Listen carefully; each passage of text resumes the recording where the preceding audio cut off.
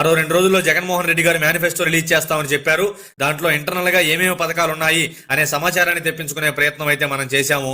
అందులో చాలా పథకాలు మనం తెలుసుకోవడం జరిగింది. మరోసారి జగన్మోహన్ రెడ్డి గారు సంక్షేమానికి ఎక్కువ ప్రాధాన్యత ఇస్తూ మేనిఫెస్టోని సిద్ధం చేస్తున్నారు.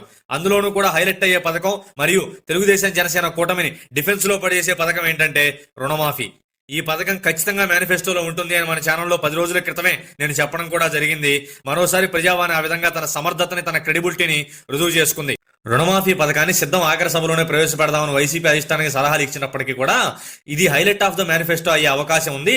దీనికి సపరేట్ గా ఓ ప్రోగ్రామ్ ని కండక్ట్ చేసి చెప్దామని జగన్మోహన్ రెడ్డి గారు ఆపారు. ఎందుకు ఇలా ఈ పథకం వస్తే టీడీపీ జనసేన కూటమి డిఫెన్స్ మోడ్ లోకి వెళ్ళిపోతుంది అనే విషయంలోకి వెళ్తే, ప్రస్తుతం అయితే టీడీపీ జనసేన కూటమికే మౌత్ టాక్ బాగుంది, గెలుస్తారు అనేలాగా. కానీ వన్స్ రుణమాఫీ గాని జగన్మోహన్ రెడ్డి గారు ప్రకటిస్తే ఈక్వేషన్ లో మౌత్ టాకులు మొత్తం మారిపోయే అవకాశం ఉంది. మీరు అనుకోవచ్చు ఒక్క పథకంతోనే మారిపోతాయా అని. వైసీపీ